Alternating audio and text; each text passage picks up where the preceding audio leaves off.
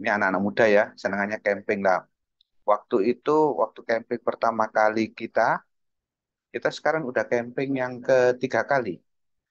Maaf, oh kedua kali ya, ini bedengan. Yang kedua kita camping dengan anak muda lagi di Pujon, di Juban Rondo.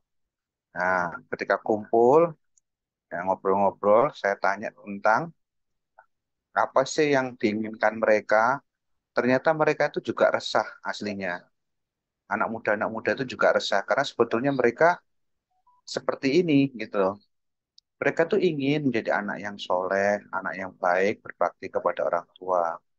Tapi tuntutan orang tua dan sekitarnya luar biasa, yaitu harus menyelesaikan kuliah, selesai menyelesaikan kuliah harus bekerja, setelah bekerja harus berkeluarga dan seterusnya. Seolah tuntutan-tuntutan itu tiada selesainya. Mereka mengatakan terlalu tertekan malahan. Dituntut tapi dilepas. Dituntut di nomor satu ini tetapi dilepas. Karena orang tua sendiri juga sibuk. Akhirnya anak muda tadi mengalir seperti air. Mengikuti apapun kondisi dan sebagainya lingkungannya. Nah itulah yang kemudian nanti kita kenal adanya budaya, teknologi, ya, dan faktor-faktor yang berkembang terhadap lingkungan anak muda. Sebetulnya anak muda juga ingin, saya tanya, sebetulnya anak muda ingin masuk masjid, tetapi ternyata mereka tidak dipercaya oleh takmir, ya, cenderung dianggap mungkin tidak serius, main-main dan sebagainya. Akhirnya mereka jadi enggan masuk masjid. Nah, ini yang jadi tantangan kita bersama ya. Ini pendapat mereka. Lepas apapun pendapat mereka, ini kan menjadi catatan kita dalam arti kita bagaimana merubah persepsi-persepsi mereka dan juga merubah persepsi diri kita. Oke, kita masuk materi pertama. Ini yang menjadi tantangan kita juga. Hari ini Gen Z itu hampir 9,9 juta dari total Gen Z di bangsa kita, 60 juta. Penduduk kita kan 270-an ya. 60 juta itu Gen Z dari penduduk 270 tadi. Nah, 9,9 juta ini pengangguran dan tidak sekolah. Ini riskan sekali. Ya, kami juga menerima kebetulan Marbot Academy ya. Banyak memang problema tidak sekolah itu sudah muncul. Jadi ketika kita tanya, apakah kamu sekolah? Tidak. Tapi alhamdulillah Qurannya bagus, kami terima. Nah ini tantangan-tantangan yang menjadi tantangan kita bersama nanti. Dan ini yang menjadi ironisnya. Nah, ya sudah sulit mencari pekerjaan, begitu diterima malah dipecat.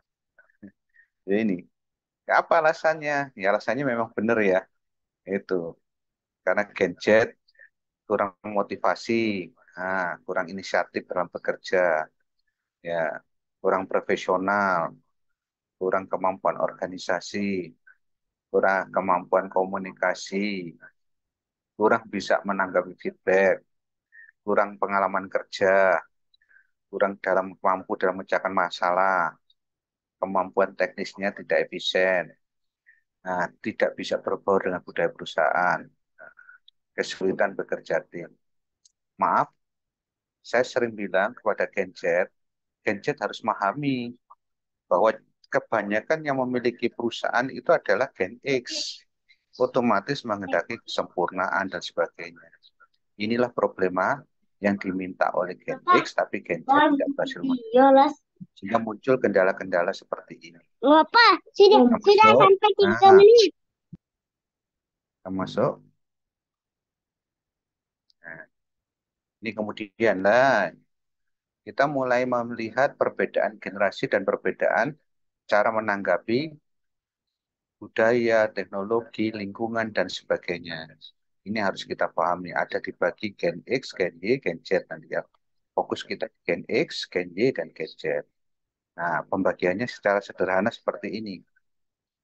Majoris itu kelahiran sebelum 45, tahun 45. Asumsinya umur 79 hari ini. Sangat sedikit ya. Nah, itu mature. Itu artinya apa? Banyak kematian akibat Perang Dunia 1 dan 2. Akibatnya disebut generasi majoris. Artinya apa? Banyak yang mati lah akibat perang. Setelah perang selesai, ya, kemudian muncul baby boomer. Baby boomer itu apa? Punya anak banyak. Nah, punya anak banyak umumnya umur orang-orang nenek-nenek kita atau orang tua kita yang umur-umur seperti ini dulu memang anaknya banyak. Karena setelah perang mereka menikah dan sebagainya ingin punya anak yang banyak. Nah, kemudian muncul revolusi industri. Yang utama revolusi industri, ya, akibatnya dunia kerja terbuka lebar, ya, sehingga kebanyakan suami istri bekerja, anak ditinggal di rumah mandiri. Nah, itu saya itu termasuk di antaranya. Jadi saya kelahiran tahun 70, ya, orang tua bekerja, suami istri bekerja, ayah ibu bekerja, saya ditinggal di rumah, diberi PR, diberi tugas, diberi tanggung jawab dan sebagainya. Nah, otomatis Gen X menjadi mandiri. Ya, Gen Z mau dipahami, Gen X lahir di saat orang tua bekerja dua-duanya. Sehingga Gen X mendapat tugas terhadap rumah, adik-adiknya dan sebagainya, sehingga Gen X relatif mandiri. Ya, maka Gen X cenderung perfect. Nah, ini nanti yang kemudian kita bisa paham kenapa Gen Z tadi kok banyak dipecat. Karena apa? Pemilik perusahaan kebanyakan Gen X hari ini. Itu. Nah, kan? Sedangkan istilahnya Gen Z kan masih merintis, menjadi karyawan, menjadi apa. Nah, sedangkan istilahnya apa? Owner-owner itu kebanyakan Gen X. Otomatis mereka menghendaki kesempurnaan, menghendaki kemandirian, dan sebagainya terhadap karyawannya dan sebagainya. Ini yang kadang-kadang problema. Demikian pula saya ketika bertemu dengan Gen Z, karena saya Gen X, relatif perfect, ya. Nah, nanti kita bahas lagi. Gen Y ini lahir di saat komputer mulai muncul, ya, komputer, terutama adanya laptop dan sebagainya. Gen Y cenderung mulai mengenal teknologi, terutama komputer dan sebagainya. Gen Y bentuk laptopnya masih besar, artinya ukurannya nggak kecil-kecil seperti hari ini kan HP dan tab ya hari ini. Nah, kalau mereka masih, oleh karena itu Gen Z cirinya senangannya bawa laptop, kemudian senang ke kafe, karena kafe itu munculnya mulai Gen Z, karena mereka butuh tempat, ada mejanya, ada colokannya, dan sebagainya. Kalau Gen Z sudah tidak, karena ya sudah HP, ya, ya seandainya butuh colokan untuk charger, kalau Gen Y untuk laptopnya, dan sebagainya. Ini yang jadi perbedaan mendasar. Gen Z, ya, yang usianya sekarang 12 sampai 27, ya, di mana dia lahir di saat teknologi berkembang pesat, ya, mungkin orang tua juga relatif memiliki kemampuan finansial, ya, akibatnya Gen Z lebih cenderung mengarah kepada teknologi, ya, pergaulan dan sebagainya, ya, berdasarkan teknologi. Dulu Gen X, karena tidak ada teknologi, karena tidak ada teknologi, maka sumber utama informasi yang paling valid dipercaya adalah dari orang tua. Ya, jadi sumber informasi Gen X yang paling valid itu dari orang tua. Tapi kalau hari ini Gen Z, sumber informasi kalau dari orang tua sudah tidak valid. Dia lebih bisa mencari informasi dari HP dan sebagainya. Ini yang harus kita pahami. Kenapa Gen Z muncul? Ya, otomatis mempengaruhi sumber informasi. Dulu seandainya saya mau masuk perguruan tinggi mana gitu ya, itu orang tua yang jadi pedomannya, diminta ke sini, diminta ke sini. Kalau Gen Z sekarang nggak bisa, itu karena dia bisa mencari sendiri. Nah, ini yang perbedaan dasarnya. Otomatis Gen X harus paham bahwa sumber informasi yang dipegang Gen Z lebih banyak, ya. Otomatis Gen X jangan sampai istilahnya apa, eh, bahasa saya tuh istilahnya apa, membuli atau berbohong terhadap Gen Z. Karena Gen Z bisa ngecek informasi-informasi itu. Apalagi Gen Z sangat welcome terhadap teknologi. Nah, sedangkan gen alpha itu anak-anak ya yang di bawah umur 12 tahun itu Masya Allah hari ini sudah tidak bisa dari HP.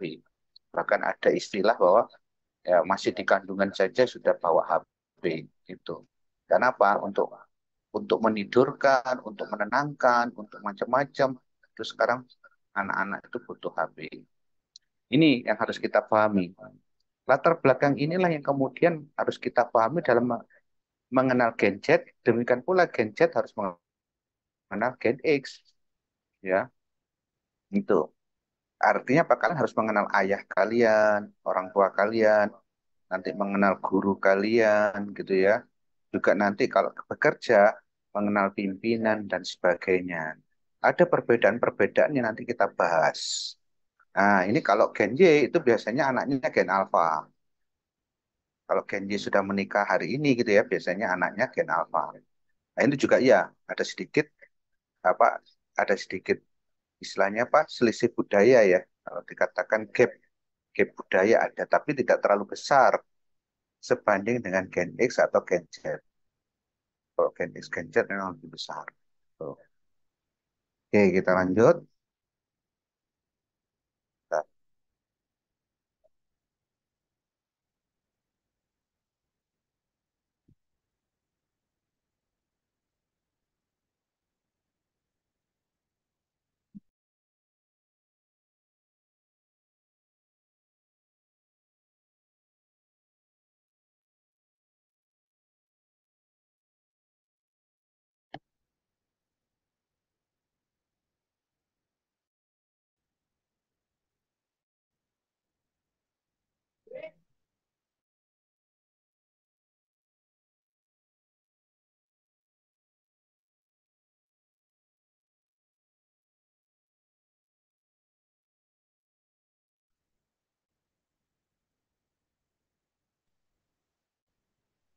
terlempar ya.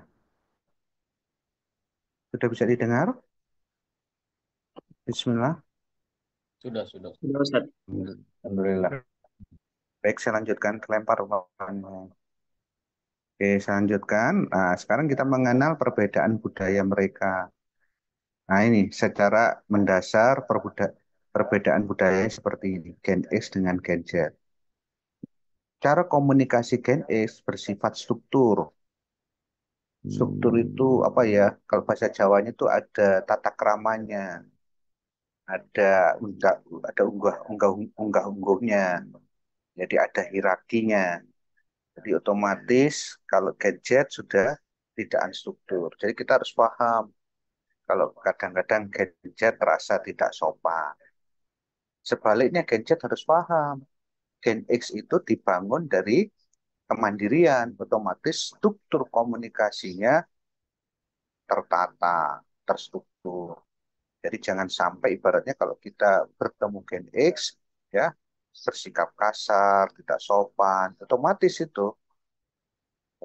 kalian langsung tidak disukai oleh Gen X. Nah, sebaliknya Gen X harus paham cara mendekati Gen Z, ya, jangan terlalu struktur bahasanya dan sebagainya. Adalah bahasa yang lebih komunikatif, lebih persuasif, tidak dikte, tidak brainstorming, tidak brainwashing, karena Gen Z pasti tidak suka. Nah, inilah yang perlu pemahaman kita. Gen X komunikasi bersifat struktur, ya, itu Gen Z struktur. Kita sering melihat, contohnya kalau kita sholat di masjid ya, sholat berjamaah, gitu. Kemudian Gen Z udah selesai gitu ya. Ya kalau lewat di depan jamaah langsung nyelonong saja, tidak menunduk sedikit pun. Nah, itu. Nah, sebaliknya Gen X bisa dilihat, ya, walaupun sudah relatif tua gitu ya, tetap jalannya menunduk. Nah, ini ya, Gen Z juga harus paham ini. Ya, gap komunikasi ini artinya harus saling dimengerti. Ya, memang kadang-kadang merubah tidak mudah, tapi saling dimengerti. Gitu.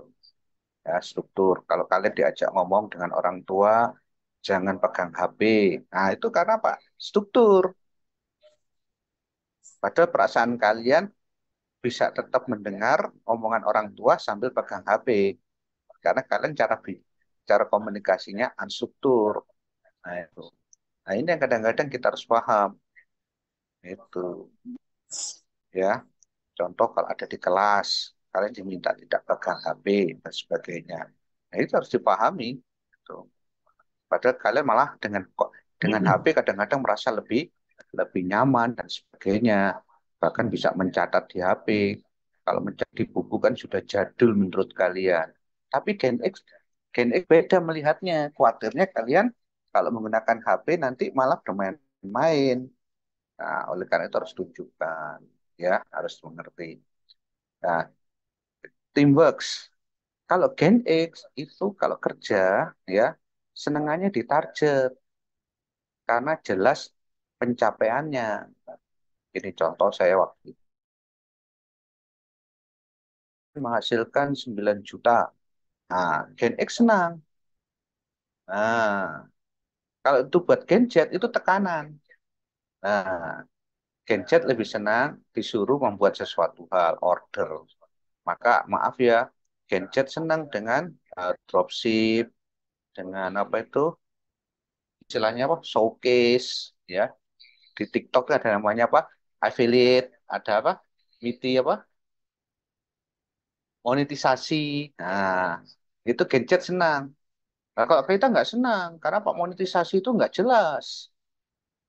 Karena apa? Kita antara antara kerja antara kerja serius dengan tidak itu nggak ada bedanya kalau pakai monetisasi. Kadang-kadang dengan melakukan hal sepele saja kita sudah dapat banyak kalau monetisasi, yaitu Gen Z. Kalau Gen X enggak, harus ada 1 hari 8 jam kerja, kejelasan gajinya dan sebagainya. Oleh karena itu, ya, Gen X lebih senang kejelasan karena itu adalah wujud daripada tanggung jawab. Maka Gen X senang teamwork, sedangkan Gen Z lebih senang kerja sendirian. Gen X fokus kepada proses, Gen Z fokusnya hanya kepada hasil. Jadi harus dipahami. Jadi kadang-kadang kalau ngobrol dengan orang-orang tua Gen Z, itu harus paham. Orang tua itu lebih senang lihat kalian berproses gitu ya. Lihat kalian duduk belajar di rumah, membaca, ya, tidak tidak main game, ya, dan sebagainya. Karena itu disebut proses. Kalau prosesnya baik, Gen X meyakini hasilnya akan baik. Nah, kebalikan Gen Z, karena sistem kerjanya adalah by order, ya. Oh, kan yang penting kadang-kadang kadang-kadang ngomong dengan orang tuanya gini, kan yang penting nanti nilainya bagus. Nah, Gen X nggak percaya.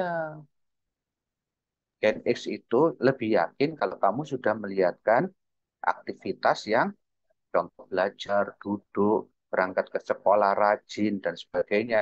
Maka Gen X yakin nanti nilaimu akan baik, nilaimu akan bagus.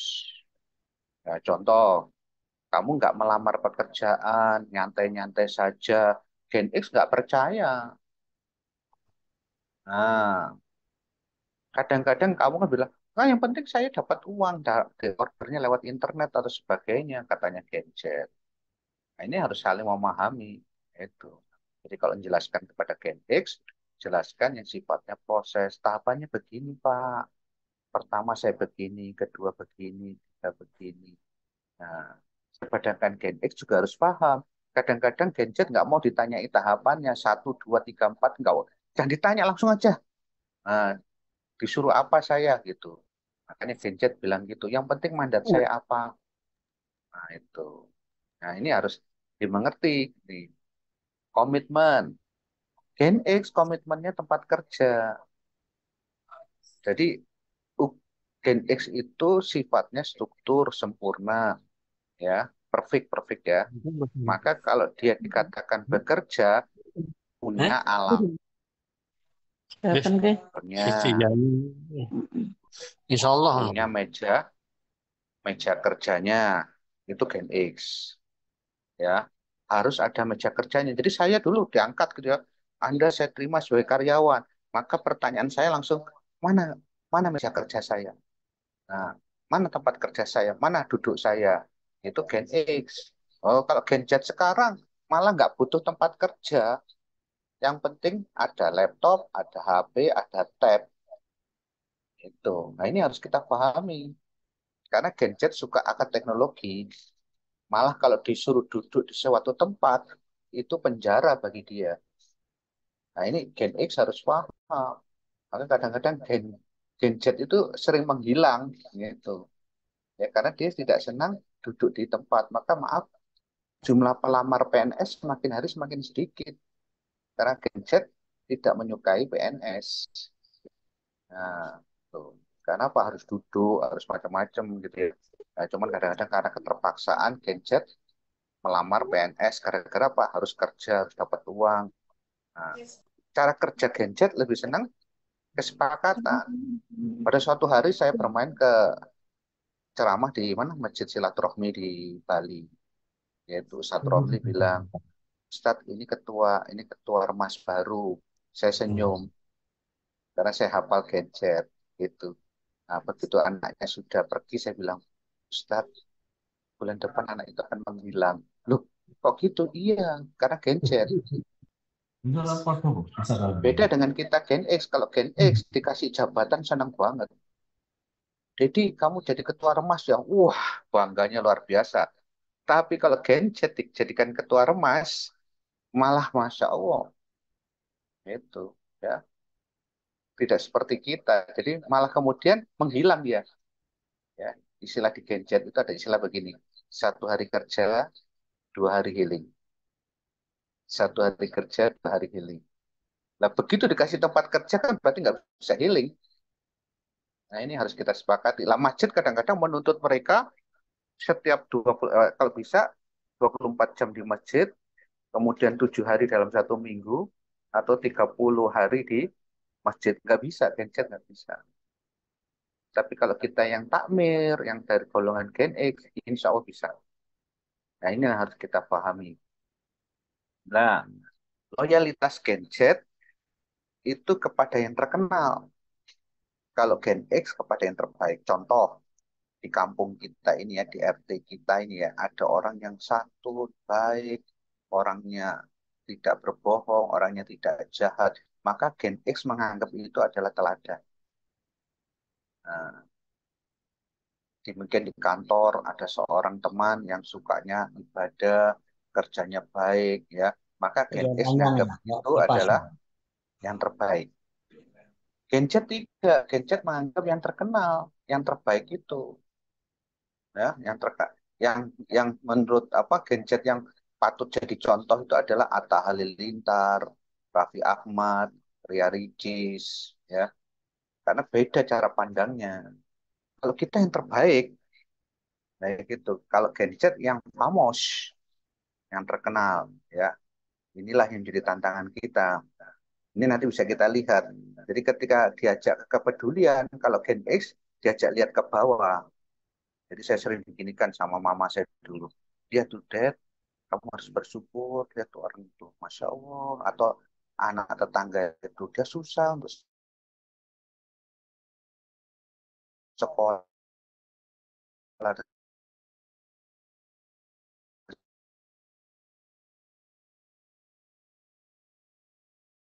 sebagainya. Oh, X. Nah, kalau Gen Z lain, itu melihatnya ke atas. Jadi kalau diajak oleh kita Gen X melihat ke bawah, nanti jawab oleh Gen Z begini, lihat itu tetangga kita yang susah, kamu harus bersyukur hidupmu lebih enak. Jawaban Gen Z gini, salahnya sendiri dia malas. Itu salahnya sendiri dia nggak mau ngejar prestasi. Itu jawaban Gen Z itu betul-betul terjadi itu. Jadi kalau saya ngajak mereka lihat ke bawah,